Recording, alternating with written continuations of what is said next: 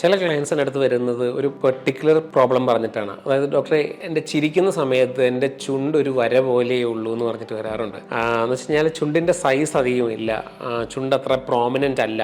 അത് ചെറുപ്പമുള്ള പേഷ്യൻസ് ആണെന്നുണ്ടെങ്കിൽ അവർ പറയാറുള്ളതെന്ന് വെച്ച് കഴിഞ്ഞാൽ ഡോക്ടറെ ചിരിക്കുമ്പോൾ അത് അപ്പർ ലിപ്പ് അധികം പ്രോമിനൻ്റ് അല്ല എന്ന് പറഞ്ഞിട്ടാണ് വരാറുള്ളത്.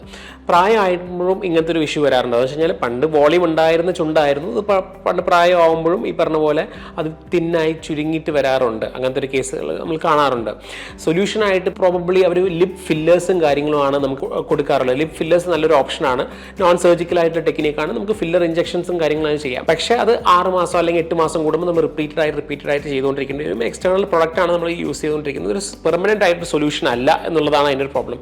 ഇതിൻ്റെ ഒരു പെർമനൻ്റ് ആയിട്ടൊരു സൊല്യൂഷൻ എന്ന് പറഞ്ഞു കഴിഞ്ഞാൽ നമുക്ക് ഇതിൻ്റെ കൂടെ ലിപ്പിൻ്റെ ഫാറ്റ് ഗ്രാഫ്റ്റിങ്ങും ചെയ്യാം. അതിൻ്റെ കൂടെ ലിപ്പിലെ ലിഫ്റ്റ് എന്ന് പറഞ്ഞൊരു പ്രൊസീജിയർ ഉണ്ട്. ലിപ്പ് ലിഫ്റ്റ് എന്ന് പറഞ്ഞ പ്രൊസീജിയർ നമ്മൾ ശരീരത്തിൻ്റെ മൂക്കിൻ്റെ അടിയിലായിരിക്കും അതിൻ്റെ സ്കാറും കാര്യങ്ങളും ഉണ്ടാവുക. നമ്മൾ ലിഫ്റ്റിനെ പെർമനൻ്റ് ആയിട്ട് ലിഫ്റ്റ് ചെയ്യുന്നൊരു പ്രൊസീജിയറാണ്.